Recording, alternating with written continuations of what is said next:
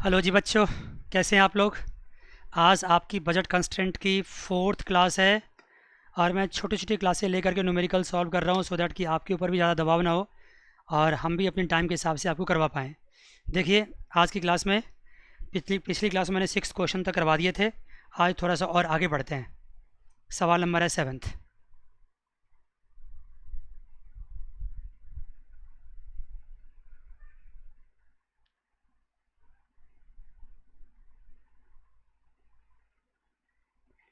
देखिए सवाल क्या कहता है।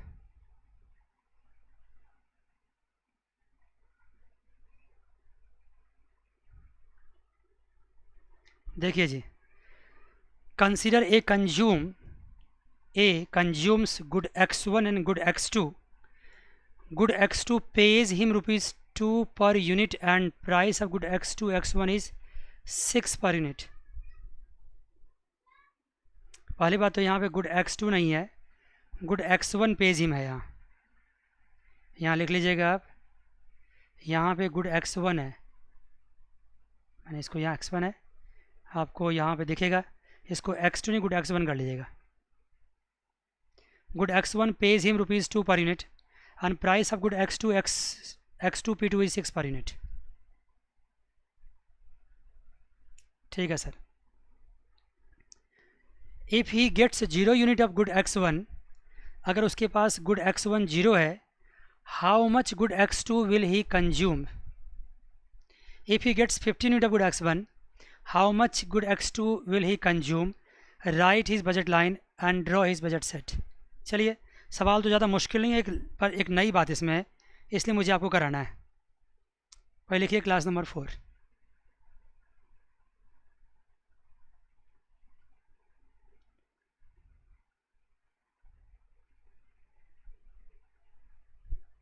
देखिए जी, आप एक नॉर्मल बजट इक्वेशन मैंने क्या सिखाया आपको, P1x1 plus P2x2 equals to M। लेकिन ना आपने मुझसे पूछा और ना मैंने आपको बताया कि ये M कहाँ से आता है। बता दीजिए, M कहाँ से आएगा। किसी भी बंदे को इनकम कहाँ से आएगा। जो कुछ सर्विसेज देने के लिए मार्केट में उसके पास है, जैसे मेरे पास मान लो टीचिंग सर्विस है तो वहाँ से M आएगा। किसी के पास लैंड है तो वहाँ से M आएगा। किसी के पास कोई भी हुनर है, कोई भी इंजीनियर है, कोई डॉक्टर है, कोई कुछ है, कोई कुछ है, तो जहाँ से भी वो कमाने की क्षमता उसमें है वहाँ से M आता है, इनकम आता है। इसको बोलते हैं एंडोमेंट। किसी के पास टाइम है, टाइम तो सबको चाहिए, जो भी काम इंसान करेगा टाइम के हिसाब से करेगा, इसको बोलते हैं एंडोमेंट। और एंडोमेंट आपका एक बहुत ही इंपॉर्टेंट चैप्टर है आपके सिलेबस में, एग्ज़ाम में आता है, काफ़ी आता है। तो एंडोमेंट तो मैं भी पढ़ाऊंगा नहीं, बस इतना मैं बताता हूँ कि ये M आएगा बंदे के पास उसके एंडोमेंट से। जो उसके पास टाइम है, लैंड है, टाइम है, टीचिंग है, एक्सपीरियंस है, इंजीनियर है, डॉक्टर है, वटेवर, जो कुछ भी कर सकता हो, लेकिन जो काम भी करेगा टाइम खर्च करके ही करेगा, वहाँ से उसके पास M आएगा। इस सवाल में 2 गुड्स है, एक x1 है और दूसरा x2 है। x1 उसके पास है, ही इज़ हैविंग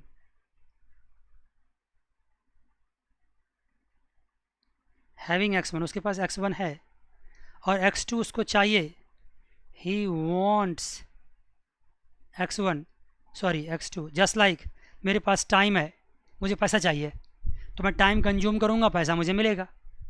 मेरे पास टाइम है, मैं आपको पढ़ा रहा हूँ, मुझे आपसे पैसा मिल रहा है। तो सिमिलरली x1 उसके पास है और x2 उसको चाहिए, तो क्या करेगा वो, x1 को सेल करेगा। x1 को सेल करके उसके पास मनी आएगा और उससे फिर क्या करेगा वो, x2 परचेज करेगा। तो बड़ी अच्छी बात हो गई सर। इसका मतलब है कि यहाँ पे इनकम क्या होगा, यहाँ पे M क्या होगा, M होगा सेल वैल्यू ऑफ x1। देखो ना, अगर आप अपना दिमाग कहीं रख दो जा करके ना, तो आप कुछ भी नहीं कर पाओगे इक्वेशंस में, क्योंकि हर सवाल में कुछ ना कुछ लैंग्वेज का फ़र्क होता है, इसलिए दिमाग तो लगाना ही पड़ेगा। M equals to sale value पे x1, जो x1 की सेल वैल्यू होगी वही M होगी। और जब M आ जाएगा तो फिर बजट इक्वेशन क्या होगा, जो आप परचेज करते हो उसको बजट इक्वेशन बोलते हैं। तो बजट क्या होगा, P2x2। P1x1 तो आप परचेज करोगे नहीं, सिर्फ P2x2 इक्वस टू एम, यही बजट इक्वेशन है। और यहाँ P2x2 इक्वस टू क्या है, एम नहीं है, यहाँ पे है P1x1 है, ये है इक्वस टू, मैं यहाँ ब्रैकेट में लिख देता हूँ, ये इक्वस टू एम है। ये है क्या, ये सेल वैल्यू ऑफ x1 है। बजट इक्वेशन में जो हम लेफ्ट साइड लिखते हैं, ये वो लिखते हैं कौन कौन सी सामान हम परचेज़ करते हैं। तो यहाँ परचेज हम क्या कर रहे हैं, सिर्फ P2 purchase, sorry x2 purchase कर रहे हैं, तो ये तो अकेला रहेगा यहाँ पे। लेकिन इसको परचेज़ करने के लिए पैसा चाहिए, तो आएगा कहाँ से, x1 बेच के आएगा। जल्दी बोल रहा हूँ, समझ में आ गया आपको, इसलिए ये बेच के आएगा, ये हमारी एम है। तो ये तुम्हारा बजट लाइन हो जाएगा। बजट इक्वेशन में P2x2 इक्वस टू होगा P1x1। और यहाँ पे P1x1 क्यों लिखा आप जानते हैं, क्योंकि यहाँ पे m इक्वस टू क्या है, P1x1 है। बार बार मैं बोल रहा हूँ यहाँ पे, क्योंकि P1x1 उसके x1 उसके पास ऑलरेडी है, और वो उसका इंडोमेंट है, उसको बेचेगा, उससे वो इनकम कमाएगा, और तब जाके P2 परचेज करेगा। इसलिए इसकी बजट इक्वेशन तो ये हो गई। मजा आ गया। अब वो कह रहा है कि अगर पहला सवाल देखो क्या कह रहा है, वो पहला सवाल वो कह रहा है, a part, income of the consumer, sorry if he gets 0 unit of x1, अगर x1 की वैल्यू क्या है, 0 है, तो इसका मतलब P2x2 इक्वस टू क्या हो जाएगा, 0 हो जाएगा। x1 की वैल्यू 0 है, x1 है ही नहीं उसके पास। अगर x1 नहीं है तो क्या बेचेगा, वो खाक बेचेगा, कुछ बेच ही नहीं सकता, हो पैसा आएगा नहीं उसके पास, तो x2 खरीद नहीं पाएगा। P2x2 0 है, इसका मतलब x2 इक्वस टू क्या हो गया, 0 हो गया। मज़ा आ गया, ठीक है सर। दूसरा पार्ट क्या था उसको, when he accept 15 unit of x1। दूसरा पार्ट है व्हेन ही एक्सेप्ट 15 यूनिट, मतलब उसके पास है x1 की क्वांटिटी कितनी है उसके पास है, 15 यूनिट्स। x1 की क्वांटिटी उसके पास 15 यूनिट्स है। तो इनकम बताओ, आप इनकम निकाल सकते हो। यस सर, कैसे, x1 P1 क्या हो जाएगा, 15 इंटू P1 की वैल्यू कितनी है, he is having what, he is having 15 units of x1। How much x2 will he consume, x1 की प्राइस दे रखी है आपको 2 रुपया, तो इनकम क्या हो गया, 30 हो गया। अब कितना मज़ेदार बात है, इसको बजट इक्वेशन में डाल दो, P2x2 इक्वस टू क्या हो गया, 30 हो गया। तो x2 क्या हो गया, 30 बाई P2, और P2 की वैल्यू क्या है, 6 है। बस मज़ा आ गया, ये 5 यूनिट्स आ गया, मज़ा आ गया। सी पॉइंट देखो, हर चीज़ को लॉजिकल तरीके से करो। Budget line is given by the equation sale value equals to purchase value. सवाल क्या है, what is the budget line, draw the budget set. अब कैसी बात करते हो यार, बजट लाइन तो मैंने ड्रॉ कर दिया, इक्वेशन ड्रॉ कर दिया मैंने, क्या था वो, P2x2 इक्वस टू क्या, P1x1, क्योंकि परचेज तो हम P2x2 ही करते हैं। अब बजट लाइन में लेफ्ट साइड में हम वो रखते हैं जो परचेज करते हैं, राइट साइड में इनकम रखते हैं। समझा दिया, कितनी बार बोल चुका हूँ। यस सर, ये हमारा हो गया बजट इक्वेशन। अब इसको ध्यान रख के मुझे क्या करना, बजट सेट बनाना है। पहली बात ये देखो कि पहले बजट सेट तो बाद में होगा, पहले क्या करना है, पहले इसका इक्वेशन निकालना है, इसका स्लोप लोप निकालना है। स्लोप कैसे निकालते हैं, आपने पढ़ा होगा, y equals to m x plus c, ये होता है लीनियर इक्वेशन का, लीनियर इक्वेशन ये होता है। अगर इस फॉर्म में इसको ले आएँ तो x2 को अकेले छोड़ दो, ये क्या बन जाएगा, ये बन जाएगा P1 upon P2 into x plus c. x2 equals to P1 की वैल्यू कितनी है, P1 की वैल्यू है 2, P2 वैल्यू क्या है 6 इंटू x1 प्लस सी की वैल्यू क्या है यहाँ पे 0 है। सी का मतलब क्या होता है, y इंटरसेप्ट, और वो क्या है 0 है, y इंटरसेप्ट 0, याद रखना। x2 इक्वस टू क्या हो गया, 1/3 x1 हो गया, x2 इक्वस टू 1/3 x1। और y इंटरसेप्ट 0 का मतलब ये हुआ कि अगर कोई ग्राफ आप बनाते हो, ध्यान दीजिएगा, y इंटरसेप्ट 0 मतलब अगर कोई ग्राफ बनाते हो आप,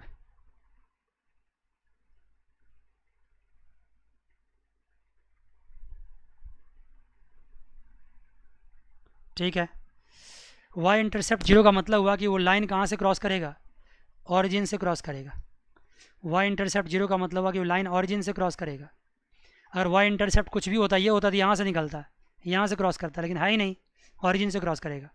दूसरी बात, अब कैसे करेंगे, स्लोप क्या होगी इसकी, आप जानते हैं इसमें m क्या है, m यहाँ पे स्लोप है, x के साथ जो m वो स्लोप है, यहाँ पे स्लोप क्या 1/3 है, स्लोप 1/3 है, और क्या है पॉजिटिव स्लोप है, पॉजिटिव स्लोप मतलब अपवर्ड स्लोपिंग होगा, अपवर्ड स्लोपिंग होगा। अब कैसे करेंगे, यहाँ पे x1 x2 की वैल्यू निकाल लेंगे, जैसे 10th क्लास में निकाला करते थे हम लोग, ये रखेंगे x1, ये रखेंगे x2, x1 की वैल्यू मान लो क्या, x1 की वैल्यू मान लो 0 0 तो वैल्यू है ही आपकी, x1 की वैल्यू मान लो 3, तो x2 क्या होगा, x2 होगा 1, रख लो 6, तो ये क्या होगा 2, अब कुछ और रख लो, क्या रख लो 1.5, तो ये क्या हो जाएगा 2, नहीं क्या होगा, अगर x1 1.5 है, डिवाइड करो ना, 0.5 हो जाएगा, सॉरी 0.5, ठीक है। हाँ, अब आप क्या करो, यहाँ पे ले लो, ये 1 है, ये 2 है, ये 3 है, ये 4 है, ये 5 है,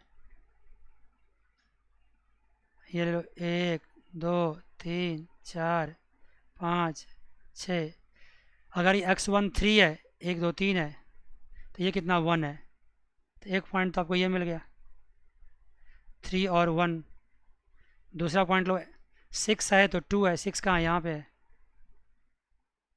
ये 6 है तो ये 2 है, अरे ये तो मजाक कर रहा हूँ मैं, आप तो कर ही सकते हो ड्रॉ, ये क्या आ गया, ये आ गया आपको 6 एंड 2, अब ड्रॉ कर दो, एक तो ओरिजिन से जाएगा ही जाएगा, तो अल्टीमेटली क्या हो गया, 0 0 पॉइंट है ही, इसको ड्रॉ कर दो,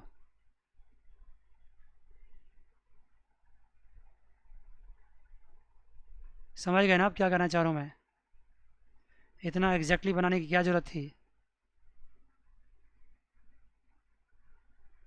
हो गया, ये आपका हो गया, और ये लाइन कहाँ से क्रॉस कर रहा है, ये ओरिजिन से क्रॉस करेगा। अब यहाँ कह रहा है बजट सेट क्या होगा, आपको परचेज़ क्या करना है, x2 परचेज़ करना है ना, तो जितना भी इस लाइन से ऊपर जितना भी x2 तक है, ये सारे आपका बजट सेट, ये सारा, ये आपका बजट सेट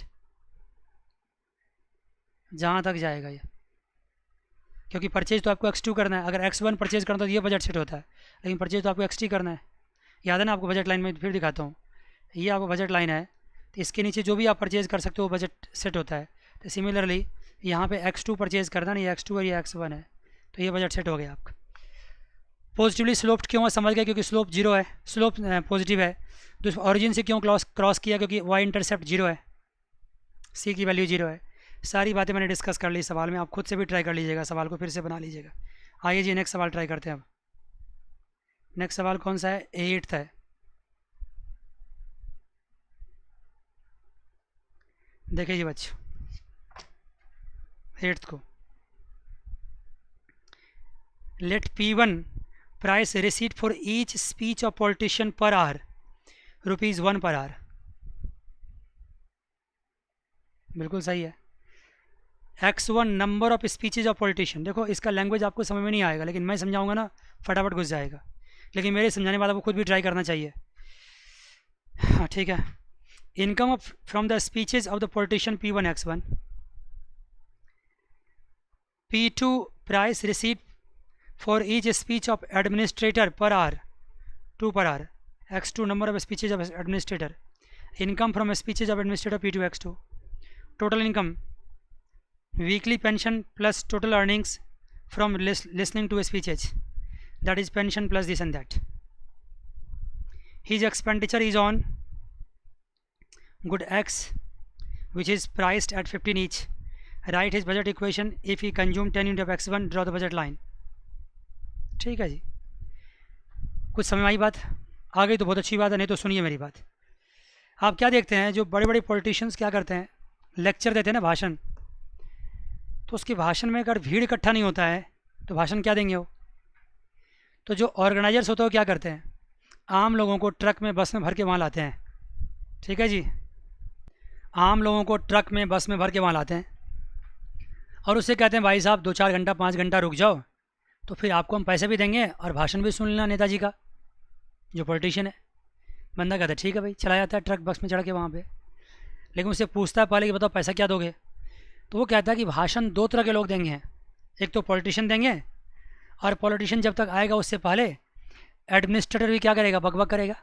जो ऑर्गेनाइजर होता है वो बोलता रहता है फालतू बातें, और वो देशभक्ति के गाने सुनाते रहता है, रंग दे बसंती।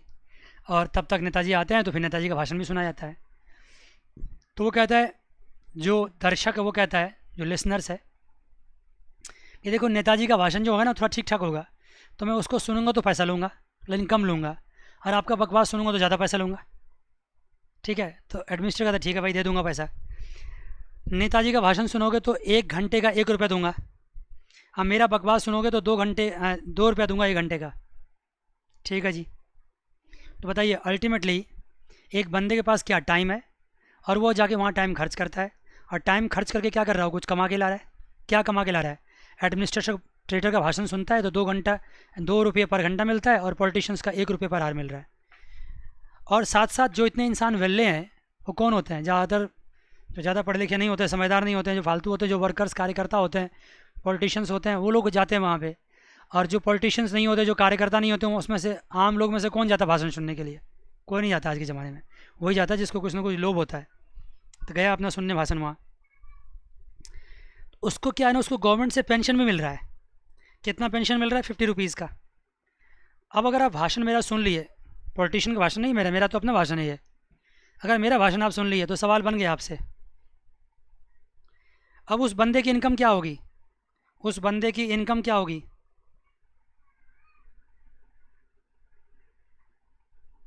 वीकली इनकम की बात कर रहा है। जितना उसको पेंशन मिल रहा है, पेंशन कितना मिल रहा है? 50 रुपया दिया हुआ है, सवाल का पार्ट है ये। और जितना वो भाषण सुन रहा है, ठीक है ना, जितना वो भाषण सुन रहा है तो उसका भी मिलेगा उसको 1 रुपया मिलेगा पर आवर, एक्स पॉलिटिशियन का X1 मान लो, और 2 रुपये मिलेगा किससे? एडमिनिस्ट्रेटर से, तो उसको X2 मान लो। ये X1 X2 हो गया। X1 क्या हो गया? X1 हो गया number of hours of the speech of politician हो गया। X2 क्या हो गया? Number of hours of speech of administrator हो गया। तो X1 आवर्स मल्टीप्लाई ₹1, ये यहाँ से पैसा कमाया, ये यहाँ से पैसा कमाया, ये पॉलिटिशियन को सुन के कमाया, ये एडमिनिस्ट्रेशन कमाया, ये पेंशन से आया, ये टोटल क्या हो गया? इसकी टोटल इनकम हो गई। कितना आसान तो है। अब जब इनकम मिल गया बंदे का, तो अब क्या करना? उसको खर्च करेगा। वो खर्च करेगा तो बजट इक्वेशन तैयार होगा। सवाल का लैंग्वेज ही समझना थोड़ा टेढ़ा होता है, लैंग्वेज समझो तो बच्चे कितना आसान सवाल होता है। देखो आगे है, his expenditure is on good X1 which is priced eight 15 each. ठीक है जी, 15 ईच है। Right his budget equation if he consumes 10 unit of X1 and draw his budget line. करते हैं पहला पार्ट। देखो इसका पहला पार्ट तो आपका हो गया। बजट इक्वेशन क्या होगा? बजट इक्वेशन तो यही होगा, क्योंकि क्या परचेज करना चाहता है? His expenditure is on good X which is priced eight 15 each. एक गुड X परचेज करना चाहता है, तो 15 उसकी प्राइस है और गुड X है, तो X परचेज कर रहा है 15 के हिसाब से, ये उसका खर्चा है। और उसका इनकम कितना है? 50 + 1X1 + 2X2, ये उसका इनकम है। इसको M मान लो। तो ये क्या हो गया? उसका बजट इक्वेशन हो गया। क्योंकि सर बुक में तो उल्टा लिखा हो, कोई फ़र्क नहीं पड़ता है, एक ही बात है। मैंने चूँकि बजट इक्वेशन में क्या करता हूँ, मैं एक्सपेंडिचर इधर लिखता हूँ और इनकम इधर लिखता हूँ, इसलिए मैंने ऐसा कर दिया। तो बजट इक्वेशन तो आपको मिल गया। 15X, X यहाँ क्या वो परचेज़ करना चाहता है। ये मत समझना कि X1 X2 से इसका कोई मतलब है, X अलग चीज़ है। X वो परचेज़ करना चाहता है। X1 तो नंबर ऑफ आवर्स है, X2 भी नंबर ऑफ आवर्स है। वो परचेज़ क्या करना चाहता है? Good X। एक की प्राइस कितनी है? 15 है, तो सबकी प्राइस कितनी होगी? 15X होगी। वो इनकम कहाँ से लाएगा? यहाँ से लाएगा। ये बात तो हो गई यहाँ तक। B part, if he consumes 10 unit of X1, क्या करता हो? 10 unit of X1, draw his budget line. If he consumes 10 unit of X1, draw his budget line. अगर वो 10 यूनिट परचेज करता तो क्या होगा? तो कोई बात नहीं, कर लो उसको, 10 से मल्टीप्लाई कर लो। इसके दूसरे पार्ट में क्या कह रहा है? दूसरे पार्ट में कह रहा है कि अगर वो x का क्वांटिटी 10 यूनिट को कंज्यूम कर रहा है तो अब क्या हो जाएगा? ये हो जाएगा आपका 50 plus 1x1 plus 2x2 equals to 15 into 10 unit, 10 unit.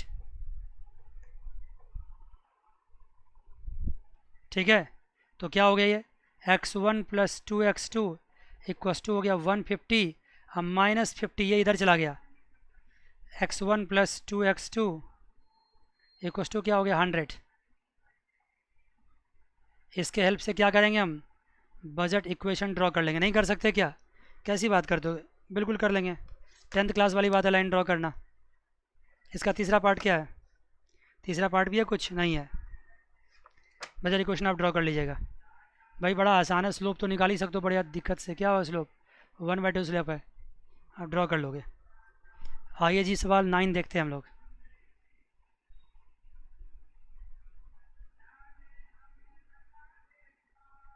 Nine सवाल पे आइए। Consumer A consumes 3 goods, x1 x2 x3, 3 goods consume करता है। माइनस साइन नहीं वहाँ पे, बस डैश हो। विद एन इनकम 400, क्या हो गया? 3 गुड्स दे दिया तो price of good x1 is 20, price of x2 is 80 and price of x3 is what? 50। Draw the budget line. यार बच्चा यार कितना आसान सवाल है ये, 9th का। क्या बजट लाइन होगा? P1 x1 plus P2 x2 plus P3 x3 equals to क्या हो जाएगा? M। P1 x1 plus P2 x2 plus P3 x3 equals to M हो जाएगा। तो बताइए बच्चों, यहाँ पे P1 कितना है? P1 यहाँ पे आपको दे रखा है 20 x1, P2 कितना है? 80 x2 प्लस 50 x3, M कितना है? 400। मज़ा आ गया, ये भी दे रखा है आपको। इक्वेशन तो हो गया सॉल्व। दूसरा कह रहा है, if he buys 1 unit of x2 what will be his new budget line with the good x1 x3? if he buys what? if he buys 1 unit of x2, value put कर दो और क्या, what will be his new budget line with good x1 and x3? ए वाले part में ये भी कह रहा है कि ड्रॉ हिज बजट लाइन। ये तो लाइन ड्रॉ किया ना, सॉरी ये तो इक्वेशन ड्रॉ किया, बजट लाइन ड्रॉ करने के लिए बोल रहा है। कोई बात नहीं, यहाँ क्या कर लो, अगर मान लो सिर्फ वो x1 परचेज़ कर रहा है, x2 और x3 क्या है? 0 है, तो x1 की वैल्यू क्या हो जाएगी? 400/20, 20 हो जाएगी। अगर वो सिर्फ x2 परचेज़ करता है तो x1 0 और x3 0 है, तो x2 की वैल्यू क्या हो जाएगी? 400/80, 5 हो जाएगी। अगर वो x3 परचेज़ करता है, x1 0 x2 0, तो क्या होगी? 400/50, कितना हो जाएगा? 8। ये पॉइंट मिल गया आपको। इस पॉइंट की हेल्प से क्या करेंगे आप लाइन ड्रॉ कर देंगे इस पॉइंट की हेल्प से। इसका बजट लाइन कुछ इस तरह से बनेगा, क्योंकि 3 एक्सिस हो गए ना यहाँ पे, x1 हो गए, x2 हो गए, और यहाँ x3 भी दिखाना पड़ेगा। ये बीच में रखेंगे आप ओरिजिन। अब जब x2 की क्या आया, कोऑर्डिनेट क्या आया? देखो x2 के केस में क्या आया, x2 के केस में आपको आ गया 0 5 0। x1 केस में क्या आया? 20 0 एंड 0। इस केस में क्या आया? 0 0 8। इस पॉइंट को पुट कर दिया हमने। देखो x2 पे लिखा 0 5 0, 20 0 0 एंड 0 0 8, और तीनों मिला दिया। ये इसका बजट लाइन है। इसका बी पार्ट क्या कहता है? देखिए बी पार्ट समझिए जल्दी से। कहता है कि अगर x2 वो कितना परचेज कर रहा है? 1 यूनिट, x2 बदले 1 यूनिट पुट कर दीजिए। बजट इक्वेशन में है क्या? 20 x2 plus what? 80 20x1 sorry 80x2 plus 50x3 equals to 400। तो 20x1 प्लस 80x2, 80x2 क्या 1 है, 1 यूनिट है ना, हाँ, प्लस 50x3 प्लस टू 400। इसकी वैल्यू मैंने 1 यहाँ रख दी, तो ये क्या हो गया 20x1 plus 50x3 equals to हो गया 400 माइनस 80, दैट इज़ 320। ये आ गया, ये आपका इक्वेशन बन जाएगा। आए बच्चों 10th क्वेश्चन पे आ जाइए। भाई जहाँ मैं जल्दी से निकल रहा हूँ ना, इतना इसका मतलब वो आसान सवाल है, इसलिए जल्दी निकल रहा हूँ। 10th पढ़िए सवाल क्या कहता है।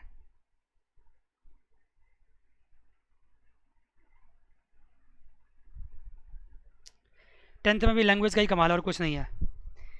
Mister A can read study material of 2 subjects x1 and x2। Mister A can read study material of 2 subjects x1 and x2। ठीक है जी। he can read 40 pages of x1 and 30 pages of x2 in a day, और 30 pages of x1 and 60 pages x2 in a day। बात वही है, एक दिन में वो 30 page x1 and 30 page x2 पढ़ सकता है, 40 x1 30 x2, या फिर 30 x1 and 60 x2। ये क्या हो गया, आपके दो डिफरेंट बंडल्स हो गए। बजट बनाने के लिए दो डिफरेंट कोऑर्डिनेट चाहिए होता है, तो दो डिफरेंट कोऑर्डिनेट मिल गए आपको। If he decide to read only x1, then how many pages will he be able to read of x1 in a day and of x2 in a day? Second question। बस simple सवाल है, सवाल आपके सामने है। अगर मान लीजिए वो x1 x2 दोनों पढ़ता है, तो 40 page of x1 and 30 page of x2 equals to, मान लो यहाँ m, दूसरा कॉम्बिनेशन क्या है 30 page of x1 and 40 page of x2, इसको ही मान लो m। पढ़ने लिखने में कोई इनकम की बात नहीं, लेकिन समझने के लिए बोल रहा हूँ। और यहाँ m और यहाँ m क्या इक्वल है, और दोनों क्या, ये 1 डे है, दोनों क्या एक दिन है। m बदले हम क्या पुट कर सकते हैं, 1 डे पुट कर सकते हैं। ये 1 डे है, ये भी क्या 1 डे है। तो एक तरह से मनी के फॉर्म में नहीं, लेकिन डेज़ के फॉर्म में क्या हो गया, बजट इक्वेशन बन गया। तो 40x1 plus 30x2 equals to 30x1 plus 40x2। ज़्यादा बात करने से मैंने इक्वल ही कर दिया इसको। पूछो क्यों, कि दोनों जगह 1 डे तो इक्वल ही हो जाएगा। इसको सॉल्व करेंगे तो क्या मिल जाएगा मुझे, 10x1 equals to 10x2, 30x1 minus 30x2, ये 60 है sorry, 10x1 equals to 30x2, तो x1 इक्वस टू क्या हो गया 3x2, x1 इक्वस टू हो जाएगा 3x2। इसको ऐसे लिखें, x2 इक्वस टू क्या होगा 1/3 x1, क्योंकि अगर स्लोप निकालना होता है तो इसी तरीके से पढ़ते हैं। राइट सर, तो ये पूरी बात यहाँ तक हो गई। Yes sir. अब अगर मान लो क्या करो, कहीं पे इसको पुट कर दो किसी एक जगह, x2 की वैल्यू किसी में भी पुट कर दो। मान लो 40x1 है प्लस 30x2 है इक्वस टू 1 डे है। इसमें क्या करो, पुट कर दो 40x1 प्लस 30x2 बदले क्या पुट कर दो, x2 बदले पुट कर दो 1/3 x1, ये 1 डे। ये मैंने x2 की वैल्यू रिप्लेस कर दी है, x2 की वैल्यू था ना ये, इसको मैंने रिप्लेस कर दिया वहाँ पे। तो ये क्या बन जाएगा, ये बन जाएगा 10, that is 50x1 equals to 1 डे आ जाएगा। मतलब एक दिन में 1 डे में कितने पढ़ेंगे वो, 50x1 वो पढ़ेंगे। समझ गए, x1 बुक का 50 पेज वो पढ़ लेगा एक दिन में। अगर सिर्फ x1 पढ़ेगा तो, सिर्फ x1 पढ़ेगा तो 50 पेज पढ़ लेगा। अब यहाँ क्या करना है, इसी को पुट कर दो उसमें, तो उसकी वैल्यू आ जाएगी 1 डे इक्वस टू 50x1 हो गया। अब अगर आपको x2 का निकालना तो किसी इक्वेशन में क्या करो, ये वैल्यू पुट कर दो, x1 की वैल्यू पुट कर दो। यही सवाल लो, 40x1 plus 30x2 equals to 1 day है, यहाँ क्या करो 40x1 के बदले क्या पुट कर दो 3x3 3x2 plus 30x2 equals to 1 डे आ जाएगा। तो ये क्या हो गया 120x2 प्लस 30x2, ये क्या हो गया 150x2 1 डे आ गया। 150 पेज पढ़ोगे, सिर्फ x2 पढ़ोगे तो 150 पेज पढ़ोगे। यहाँ तक की बातें हो गई। ठीक है बच्चे, तो इस क्लास में कितने क्वेश्चन कर लिए हम लोग 7th 8th 9th and 10th। अब इसके क्वेश्चन बच जाते हैं 11 12 और 13। ये क्वेश्चन थोड़ा सा लेंदी है, लंबे हैं थोड़ा सा। अगर मैं अभी 11 शुरू करूँगा तो 15-20 मिनट खा जाएगा। तो इससे अच्छा है कि अगली क्लास में एक छोटा सा क्लास बन ही जाएगा, तो 11 12 13 कंप्लीट हो जाएगा। तब तक आप रेस्ट कर लीजिए इसको पढ़ने के बाद। ठीक है, अगली क्लास में मिलते हैं। God bless you all, take care, bye bye and see you.